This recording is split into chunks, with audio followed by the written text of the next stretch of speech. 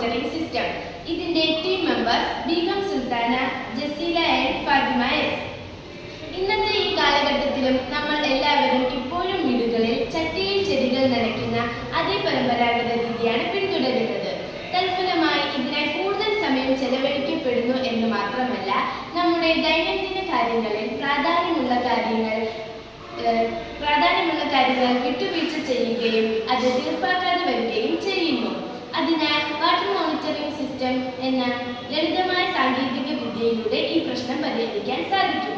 ഇതിന്റെ ലക്ഷ്യം കൂടുതൽ ക്രിയാത്മകമായ സമയം ദൈനംദിന ജീവിതത്തിൽ ലഭിക്കാൻ ഈ ലളിതമായ സാങ്കേതിക വിദ്യ പ്രയോജനം ചെയ്യുന്നു.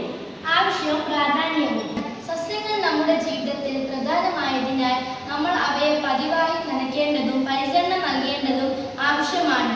അതിനാൽ നമുക്ക് അതിനുവേണ്ടി സമയം കണ്ടെത്തുക എന്നത് ശ്രമകരമാണ്.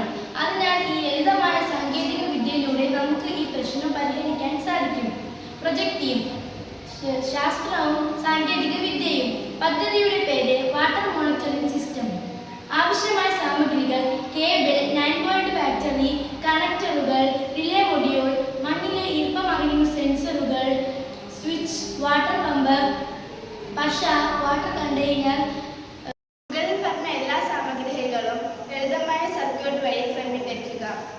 ഒരു ചെറിയ വാട്ടർ കണ്ടെയ്നറിനുള്ളിൽ വാട്ടർ പമ്പ് ഉറപ്പിച്ചിരിക്കുന്നു. ഒരു ലെവലിംഗ് പൈപ്പ് പമ്പുമായി ബന്ധിപ്പിച്ച് ഉണങ്ങിയ മണ്ണടങ്ങിയ പൂച്ചട്ടിയിലേക്ക് ഇൻസ്റ്റാൾ ചെയ്യുന്നു.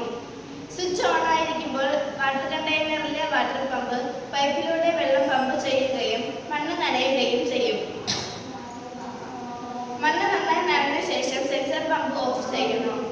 വീണ്ടും മണ്ണുണങ്ങുമ്പോൾ യാന്ത്രികമായി വാട്ടർ പമ്പ് പ്രവർത്തനം ആരംഭിക്കുന്നു. പിന്നീട് മണ്ണ് നന്നായി നനഞ്ഞ ശേഷം വാട്ടർ പമ്പ് പ്രവർത്തനം നിർത്തുന്നു. ഈ പ്രക്രിയ ഒരു ചക്രം പോലെ തുടരുന്നു. ഈ സാങ്കേതിക വിദ്യ സമയവും ഊർജവും ലാഭിക്കുന്നതിന് പ്രയോജനപ്പെടുത്താം. വലിയ തോതിൽ വിളവ് ലഭിക്കുന്നതിന് ഈ സാങ്കേതിക വിദ്യ മികച്ച രീതിയിൽ കൃഷിയിടങ്ങൾ ഉപയോഗിച്ചുകൊണ്ട് കർഷകർക്ക് പ്രയോജനം